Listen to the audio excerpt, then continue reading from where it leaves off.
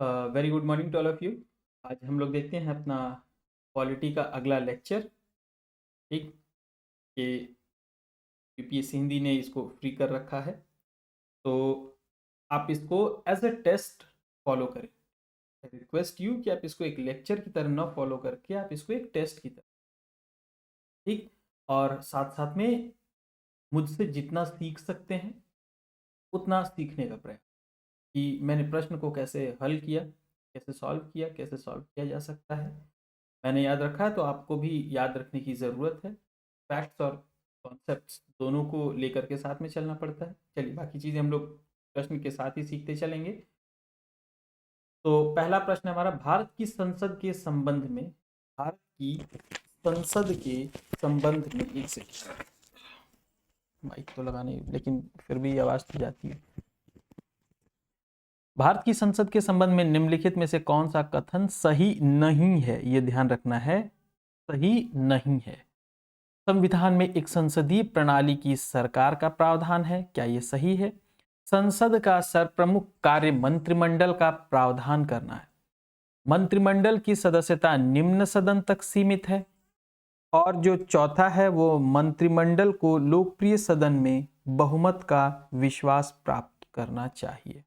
कौन सा इसमें से जो है वो सही नहीं है?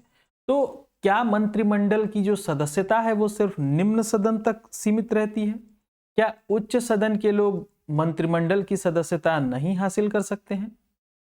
क्या ये कहीं आपने पढ़ा है कि उच्च सदन के लोग जो है वो मंत्रिमंडल में नहीं शामिल हो सकते हैं? और अगर वो किसी सदन के नहीं है सदस्य, तो वो कब तक मंत्रिमंडल के सदस्य रह सकते हैं, कब तक मंत्रिपरिषद पद पर बने रह सकते हैं? तो ये सारी चीजों को हम लोग देख लेंगे। देखिए, 6 माह तक तो कोई भी रह सकता है। अब देखिए, यही समस्या है, यही मतलब समस्या या बेनिफिट जो भी कह लीजिए, प्रॉफिट जो भी कह सकते हैं आप, कि जब आप अकेले पढ़ते हैं तो आप इस प्रश्न को हल करके आप क्या करेंगे, आगे बढ़ जाएंगे, इस क्वेश्चन को सॉल्व करके आप मूव ऑन कर जाएंगे। लेकिन मेरे साथ पढ़ेंगे तो और सारी जानकारियां भी आपको मिल जाएंगी। तो उच्च सदन के भी लोग, राज्यसभा के भी लोग, या फिर विधान परिषद के भी लोग क्या कर सकते हैं, मंत्रिमंडल में शामिल हो सकते हैं। क्लियर? तो आपका विकल्प कौन सा हो जाएगा? सी गलत हो जाएगा, यानी कि सी सही नहीं है।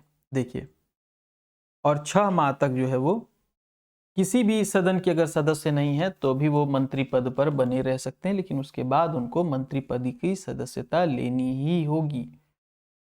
ठीक। कौन सा एक प्रस्ताव भारत में मंत्रिपरिषद रख सकती है? Censure motion, confidence motion, adjournment motion, no confidence motion. तो जो मंत्रिपरिषद है उसको कौन सा प्रस्ताव रखने के लिए बोला जाता है? बार बार कौन सा प्रस्ताव उसे पेश करना पड़ता है? नो कॉन्फिडेंस मोशन क्यों लाएगी? नो कॉन्फिडेंस मोशन मंत्रिपरिषद क्यों लाएगी? ये तो कम से कम सोचिए आप। अपनी भर्त्सना वो खुद क्यों करेगी? ठीक। तो कौन सा है ये? कॉन्फिडेंस मोशन, विश्वास प्रस्ताव, कि हाँ, मतलब हमारी सरकार में, हमारे मंत्रिपरिषद में एक दूसरे के प्रति विश्वास बस बना हुआ है, कलेक्टिव रिस्पॉन्सिबिलिटी का। हम लोग कलेक्टिवली रिस्पॉन्सिबल है, इस बात का विश्वास जो है हमारे अंदर बना हुआ है। ठीक। तो चलिए, अगला हो गया नंबर 3। नंबर 3 हो गया। आइए नंबर 3 की बात करते हैं हम लोग। मंत्रिपरिषद के विरुद्ध अविश्वास प्रस्ताव लाने के लिए लोकसभा के सदस्यों की संख्या कितनी होनी चाहिए? मंत्रिपरिषद के विरुद्ध अविश्वास प्रस्ताव लाने के लिए लोकसभा के सदस्यों की संख्या कितनी होनी चाहिए? कितनी होनी चाहिए बताइए? 30, 40, 50 या 60? 30, 40, 50 या 60? तो कितनी होनी चाहिए? इस प्रश्न को हमने पहले भी हल किया हुआ है। 50 होनी चाहिए। कितनी होनी चाहिए? 50 होनी चाहिए। ठीक। चलिए, अगला प्रश्न देखते हैं। केंद्रीय मंत्रिपरिषद के त्यागपत्र देने के उपरांत निम्नलिखित में से कौन सी एक स्थिति सही नहीं है? राष्ट्रपति शासन लागू हो जाएगा? क्या त्यागपत्र देने के तुरंत उपरांत राष्ट्रपति शासन लागू हो जाएगा? मंत्रिपरिषद के त्याग पत्र देने के उपरांत राष्ट्रपति शासन लागू हो जाएगा। राष्ट्रपति वैकल्पिक व्यवस्था बनने तक उन्हें बने रहने के लिए कहेंगे। और एक सेकेंड,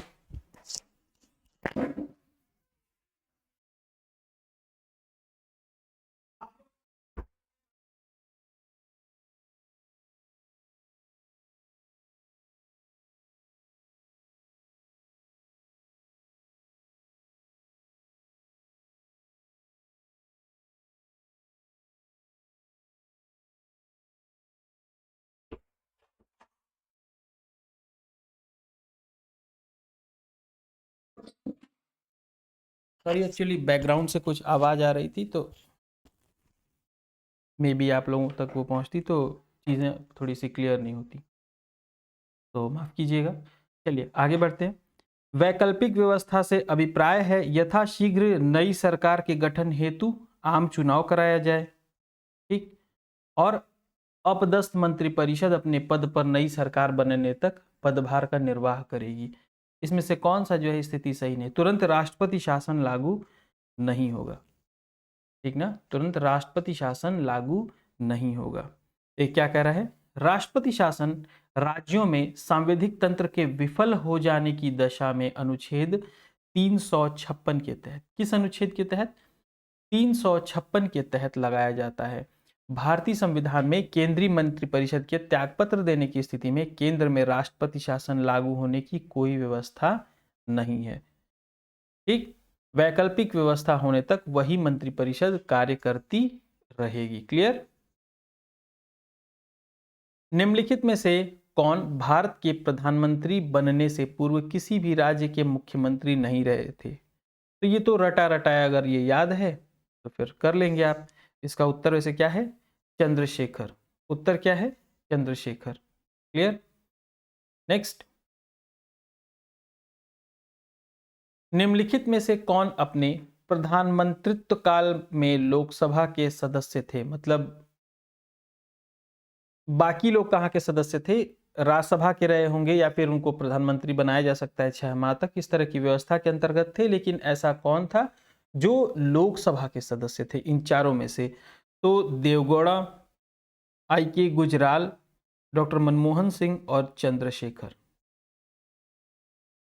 तो जो ये चंद्रशेखर जी थे ये लोकसभा के अध्यक्ष थे। ठीक ना, ये कहाँ के अध्यक्ष थे, लोकसभा के अध्यक्ष थे। ठीक।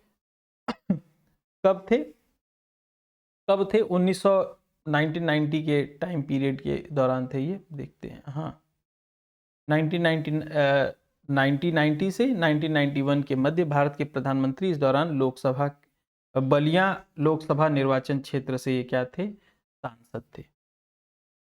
भारत के 12वें प्रधानमंत्री थे, कौन थे भारत के 12वें प्रधानमंत्री, बताइए। ये तो जब आप प्रधानमंत्री की पूरी लिस्ट 1 2 3 4 ऐसे 10वें 12वें 14वें जब सब याद कर लेंगे तब ये वाला प्रश्न कर पाएंगे। ठीक। तो कौन थे, देवगौड़ा जी थे। उस समय कौन थे, देवगौड़ा। ये सब चीज़ें आपको रटी रहेंगी तब आप कर लेंगे। ये जो नरेंद्र मोदी हैं, वर्तमान में नरेंद्र मोदी हमारे कौनवें प्रधानमंत्री हैं, 15वें प्रधानमंत्री हैं।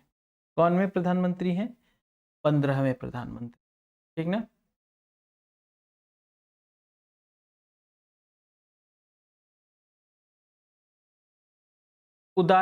उदारीकरण, निजी। देखिए एक चीज बताऊं, आप अगर ये ऐसे क्या कहते हैं यहाँ पे 7वें 6वें कभी इस तरह के पूछ देता है ना, या फिर इसके पहले जो प्रश्न था कि जो ये वाला प्रश्न था, इस तरह के प्रश्न इसीलिए रिपीटेड क्वेश्चन पढ़े जाते हैं कि अगर ये सेम क्वेश्चन रिपीट हुआ तो आप तुरंत कर दीजिए। नहीं तो अगर इसके इतर आएगा तो फिर वो इतना कठिन आ जाएगा कि वो नहीं कर पाएंगे। लेकिन अगर कहीं सेम क्वेश्चन आ गया तो आप नहीं कर पाएंगे, बाकी लड़के कर देंगे, तो वहां उनको एक क्वेश्चन का लगभग 1.25 नंबर से 1.5 नंबर का उनको एज मिल जाएगा। तो फिर वहां पे समस्या, जैसे कोई नहीं कर पाया तब तो बहुत अच्छी बात है, लेकिन अगर सिर्फ आप नहीं कर पा रहे हैं तब समस्या क्रिएट होती है। उदारीकरण, निजीकरण और भूमंडलीकरण की नई आर्थिक नीति कौन घोषित किए थे, ये तो किसको नहीं पता होगा। कौन से प्रधानमंत्री थे उस समय, 1991 के टाइम में प्रधानमंत्री पीएम कौन था, डॉक्टर नरसिम्हा राव। कौन थे, नरसिम्हा राव थे। ठीक, देखिए उसी समय ये लाई गई थी ये नीति, और उस समय कौन थे प्रधानमंत्री? डॉक्टर नरसिम्हा राव। मनमोहन सिंह के संबंध में कौन सा कथन सही नहीं है? अब ये मनमोहन सिंह वाला क्वेश्चन तो अब आएगा ही नहीं, उस समय आया होगा, या फिर ये शायद मनमोहन सिंह की मृत्यु हाल ही में हुई है, तो हो सकता है कि ये प्रश्न रिपीट कर दे। ठीक, तो इसलिए इसको हम लोग एक बार देख लेते हैं। ठीक, वो भारत के पूर्व वित्त मंत्री थे, आरबीआई के पूर्व गवर्नर थे, वित्त आयोग के पूर्व अध्यक्ष थे, अंतर्राष्ट्रीय मुद्रा कोष में भारत की का उन्होंने पूर्व प्रतिनिधित्व किया था। वित्त आयोग के अध्यक्ष नहीं रहे थे वो कभी, वित्त आयोग के अध्यक्ष वो कभी नहीं रहे थे। हो सकता है ऐसे बना करके दे दे क्वेश्चन में कि he was a former representative to India in International Monetary Fund, he was former chairman of Finance Commission during 1992 to 1998, इस तरह से करके डेट करके दे दे और पूछ दे कि ए सही है, बी सही है, या फिर इस तरह इन चारों, कम से कम एटलीस्ट ये 4-5 इंफॉर्मेशन अगर आपके पास रहेगा तो हो सकता है कि आप ऑप्शन को एलिमिनेट कर। ठीक, नेक्स्ट है, राष्ट्रपति प्रसाद पर्यंत अपना पद धारण करता है। Who hold the office during the pleasure of president, इसमें से कौन प्रेसिडेंट के प्लेजर से जो है अपना ऑफिस होल्ड करता है? तो भारत के नियंत्रक और महालेखा परीक्षक, controller auditor general, chief election commissioner, speaker of Lok Sabha, या फिर अटॉर्नी जनरल ऑफ इंडिया, कौन है? भारत का महान्यायवादी। ये मैंने कहा था कि लिस्ट बना करके आप लोग इसको याद कर जाइए, 2-3 क्लास पहले ही बता चुका हूं कि लिस्ट बना करके क्या कीजिए, आप लोग इसको याद कर जाइए। ठीक, कौन कौन प्रसाद पर्यंत पद धारण करता है? कौन सा आधिकारिक दस्तावेज भारत से संबंधित है? श्वेत पत्र, नीला पत्र, येलो बुक, या ग्रीन पेपर? तो हमेशा न्यूज में आता है व्हाइट पेपर, श्वेत पत्र। आप लोग कमेंट में बताइए कि ये श्वेत पत्र है क्या, श्वेत पत्र है क्या?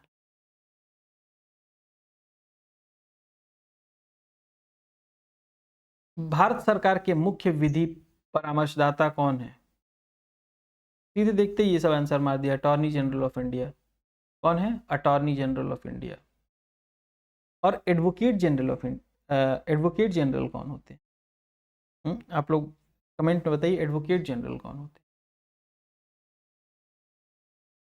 कौन सा आधिकारिक दस्तावेज भारत से संबंधित है? ये तो रिपीट हो गया क्या ये क्वेश्चन? संघीय मंत्रिमंडल का पुनर्गठन किसकी रिपोर्ट पर आधारित था? संघीय मंत्रिमंडल का पुनर्गठन जो हुआ था वो किसकी रिपोर्ट पर आधारित था?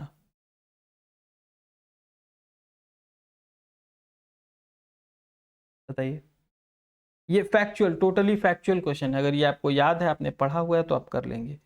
गोपाल स्वामी आयंगर की रिपोर्ट पर आधारित था, गोपाल स्वामी आयंगर के रिपोर्ट पर आधारित था। ठीक ना, वर्ष 1949 में प्रस्तुत अपनी report reorganisation of government machinery की अनुशंसा की थी, और bureau of natural resources and agriculture, bureau of industry and commerce, bureau of transport and communication तथा bureau of labour and social services के रूप में आर्थिक और सामाजिक सेवाओं की उत्तरदायी मंत्रिमंडल मंत्रालयों के नए समूह की स्थापना की जानी चाहिए। इन्होंने ऐसा निवेदन किया था। भारत के महान्यायवादी के संबंध में निम्नलिखित में से कौन सा कथन सही नहीं है? महान्यायवादी के संबंध में कौन सा कथन नहीं सही? वह मंत्रिमंडल का सदस्य होता है या नहीं होता है? बताइए, मंत्रिमंडल का सदस्य कैसे हो जाएगा महान्यायवादी? तो ये यानी सही है। उसे संसद के सदनों में बोलने का अधिकार है, बिल्कुल है। उसे संसद में मत देने का अधिकार है, नहीं, मत कैसे दे देगा, मत कैसे दे देगा, उपयुक्त में से कोई नहीं। तो ये डी वाला तो ऐसे विकल्प ही गलत है, ये डी तो विकल्प ही गलत है, उसे मत देने का अधिकार नहीं है, ये वाला यानी सी आपका सही हो जाएगा, ये सही नहीं है, उसे मत देने का अधिकार नहीं है, ये बात कहीं पे नोट डाउन कर। ठीक, सी और डी दोनों दे दिया क्योंकि सी ही विकल्प होगा इसका। सॉलिसिटर जनरल निम्न में से क्या होता है? ये जो सी और डी दोनों दिया हुआ है, तो डी तो वैसे कट जाए, कोई मतलब नहीं है डी का, सी ही इसका विकल्प हो जाएगा। सॉलिसिटर जनरल निम्न में से क्या होता है? सॉलिसिटर जनरल किसे कहते हैं? सॉलिसिटर जनरल बताइए। राष्ट्रपति का कानूनी अधिकारी, प्रशासनिक अधिकारी, कानूनी सलाहकार या सरकारी अधिवक्ता? सॉलिसिटर जनरल कौन होता है? अटॉर्नी जनरल के साथ ही पढ़े होंगे आप इसको। ये क्या होता है? लीगल एडवाइजर होता है, ठीक ना। ये किसका लीगल एडवाइजर होता है? भारत सरकार का लीगल एडवाइजर होता है। भारत सरकार का क्या होता है? ये लीगल एडवाइजर होता है। कौन? Solicitor general. देखते हैं। ये भारत सरकार का कानूनी सलाहकार होता है और अन्य विधि अधिकारी भी होते हैं, इन्हें सॉलिसिटर जनरल कहा जाता है। अटॉर्नी जनरल के दायित्वों के निर्वहन में सहायता प्रदान करते हैं। ठीक, नेक्स्ट है, इनमें से कौन राज्य सरकार की कानूनी सलाहकार है? राज्य सरकार का कानूनी सलाहकार कौन है? बहुत इजी, बहुत आसान प्रश्न है ये। अभी मैंने बताया था आप लोगों को एडवोकेट जनरल के बारे में पता करने के लिए, यही है एडवोकेट जनरल। ठीक, यहाँ पे कुछ बहुत ज़्यादा इन्फॉर्मेशन नहीं होता, तो फालतू के फैक्ट्स मैं आपको नहीं रटाना चाहता हूँ। ठीक, दिया हुआ है, अगर आप इसको पढ़ना चाहें तो आप पढ़ सकते हैं। ठीक, which of the following duty is not performed by controller and auditor general? Audit all expenditure from Consolidated Fund of India and report them. Audit all expenditure from the Contingency Fund and Public Account and report them. Audit all trading, manufacturing, profit and loss account and report them. और चौथा क्या है? Control the receipt and issue of public money and ensure that public revenue is credited to the treasury. नहीं, ये कैसे हो जाएगा? ये इसका काम नहीं है कि पब्लिक मनी को चेक करे कि वो क्रेडिट हुआ है कि नहीं, वो राजस्व कोष में जमा हुआ है कि नहीं, सार्वजनिक धन की प्राप्ति हुई है कि नहीं। उसका काम है ऑडिट करना, उसका काम कलेक्शन का नहीं है, और उसका नहीं है, वो ऑडिट करता है, यानी कि होने के बाद कि सही जगह पैसों का इन्वेस्टमेंट हुआ है कि नहीं हुआ है, जो बताया गया है वो सही है कि नहीं, रिपोर्ट में सारी चीज़ें सही है कि गलत है, ये देखता है वो। ठीक, तो ये रहा आपका उत्तर डी। ये उनके कार्य हैं, आपके सामने लिखा हुआ। अगर आपको लगता है कि नहीं याद है तो आप इनको क्या करिएगा, लिस्ट बना करके याद, इनके कार्यों से प्रश्न पूछा जाता है। ठीक, चलिए आइए अगला प्रश्न देखते हैं हम लोग। भारत के नियंत्रक और महालेखा परीक्षक की नियुक्ति किसके द्वारा की जाती है? Control and auditor general, CAG, CAG. CAG की नियुक्ति किसके द्वारा की जाती है बताइए? लोकसभा अध्यक्ष किसे कैग की नियुक्ति करेगा?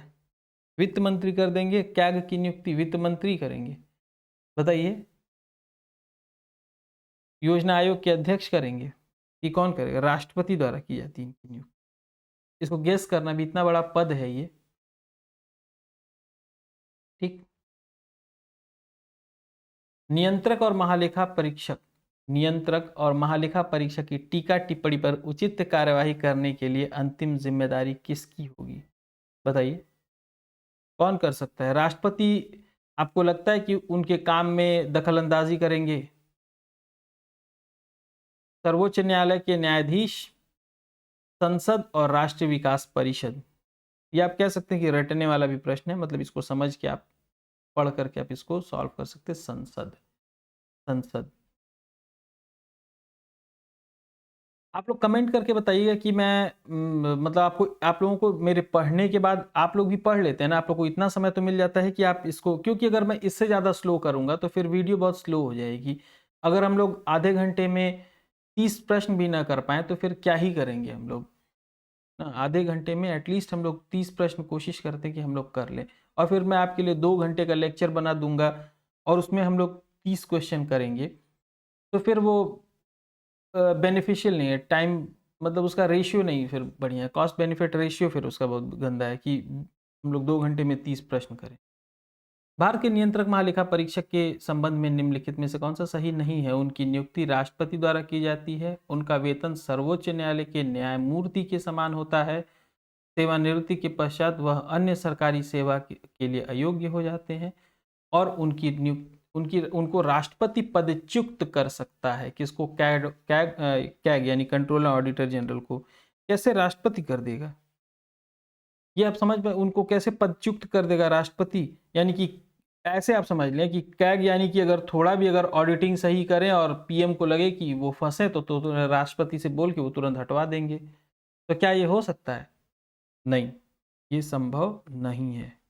ठीक, नेक्स्ट है, कौन भारत की संसद की लोक लेखा समिति की बैठकों में उपस्थित रहता है? कौन है जो संसद की लोक लेखा समिति की बैठकों में उपस्थित रहता है? महान्यायवादी, महाधिवक्ता, भारत के नियंत्रक और महालेखा परीक्षक, या कोई नहीं? तो लोक लेखा समिति, पब्लिक अकाउंट कमिटी की बैठकों में कौन उपस्थित रहता है? बताइए। कंट्रोलर एंड ऑडिटर जनरल, इसको हिंदी में क्या बोलते हैं? एक कि इनको जो है पब्लिक अकाउंट कमेटी का कुछ इसके लिए नाम भी दिया जाता है। एक्चुअली मुझे याद नहीं आ रहा है, ध्यान था उतर गया मेरे दिमाग से। मैं कोशिश करता हूँ, कल बताता हूँ आपको। एक क्वेश्चन है कि इनको पब्लिक अकाउंट कमेटी, ठीक है मैं देख के बताता हूँ, झूठ में टाइम वेस्ट होगा। राज्यों के वित्तीय लेखों का परीक्षण कौन करता है? राज्यों के वित्तीय लेखों का परीक्षण कौन करता है? राज्यपाल, मुख्यमंत्री, राज्य वित्त सचिव, या कोई नहीं? राज्यों के वित्तीय लेखों का परीक्षण, वित्तीय लेखों का परीक्षण राज्यपाल क्यों करेगा? राज्यपाल क्यों करेगा वित्तीय लेखा का परीक्षण? मुख्यमंत्री नहीं, राज्य वित्त सचिव करेंगे। कौन करेगा बताइए आप, बताइए कौन करेंगे? ये कैग ही करेगा ना, ठीक ना? कौन करेगा? CAG, control and auditor general, right. देखिए, देखते हैं हम लोग। केंद्र के साथ राज्य के वित्तीय लेखों की समीक्षा भी कौन करता है? भारत के नियंत्रक और महालेखा परीक्षक द्वारा ही किया जाता है। नियंत्रक और लेखा परीक्षक की नियुक्ति राष्ट्रपति द्वारा होती है और उसे पद से हटाया कैसे जा सकता है? कैसे हटाया जा सकता है उसे, बताइए। राष्ट्रपति द्वारा तो नहीं हटाया जाएगा, संसद के दोनों सदनों के संबोधन पर नहीं हटाया जाएगा, सर्वोच्च न्यायालय द्वारा, राष्ट्रपति की संस्तुति पर सर्वोच्च न्यायालय द्वारा। इसको जैसे सर्वोच्च न्यायालय के राष्ट्रपति को हटाया जाता है, ठीक लगभग लगभग उसी जैसी कुछ प्रक्रिया होती है। लेकिन ये चारों में कोई विकल्प समझ में, राष्ट्रपति, सर्वोच्च न्यायालय द्वारा। देखते हैं आंसर में क्या दिया हुआ इसमें। भारत के नियंत्रक महालेखा परीक्षक, जिसे राष्ट्रपति अपने हस्ताक्षर द्वारा नियुक्ति करेगा, केवल उसी रीति से उन्हीं आधारों पर हटाया जा सकता है जिस रीति से जिन आधारों पर उच्चतम न्यायालय के न्यायाधीश को हटाया जाता है। जिन आधारों पर, उसी आधार पर इनको हटाया जा सकता है और उसमें कम से कम 2/3 बहुमत द्वारा उसको समर्थन मिलना चाहिए। तो ये है इसका उत्तर। चारों उत्तर गलत है।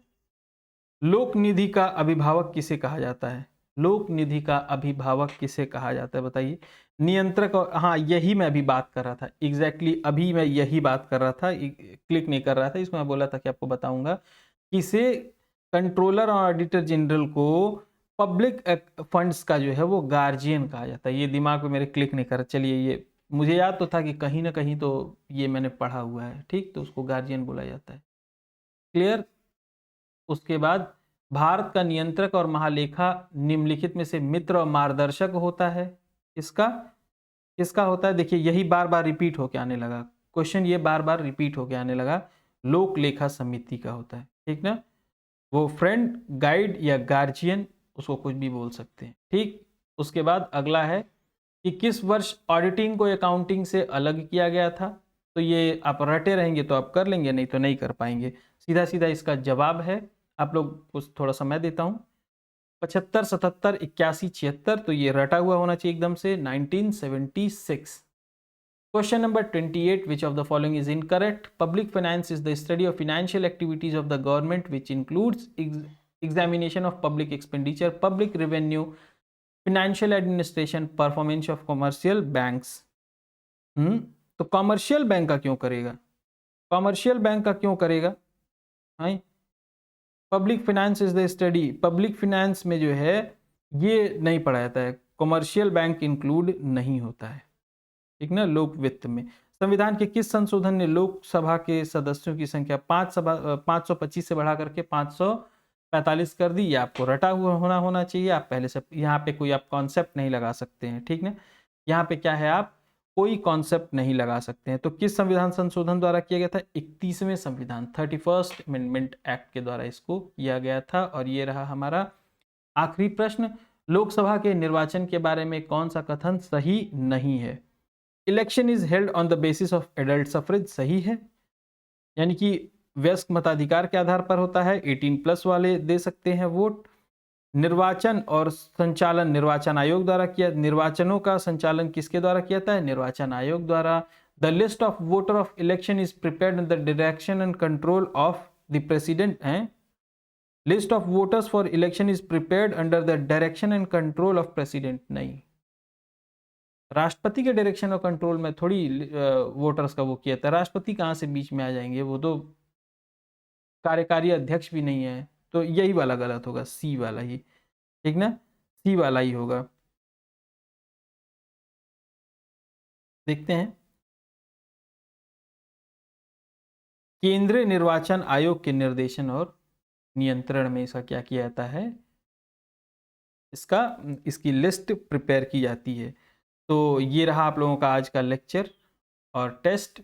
जितने प्रश्न आप लोगों से गलत हो रहे हैं, आप उनका क्या करें, आप एक कॉपी रखें अपने साइड में, अपने बगल में एक कॉपी रखें और उस कॉपी पर इससे रिलेटेड नोट्स जरूर बना लें। और जो अब तक के नोट्स बनाए आप उसको रिवीजन करते चलें, तो आपका पीवाईक्यू तो ऐसे ही तैयार हो जाएगा। ये किसी एक एग्जाम का पीवाईक्यू नहीं है, ये यूपी में जितने एग्जाम्स हैं उन सब के प्रीवियस ईयर क्वेश्चंस इस लेक्चर में है। यूपी से रिलेटेड जितने एग्जाम कमीशन करवाता है, जो भी एग्जाम, सबका है, ठीक ना। तो आज के लिए इतना ही, जय हिंद।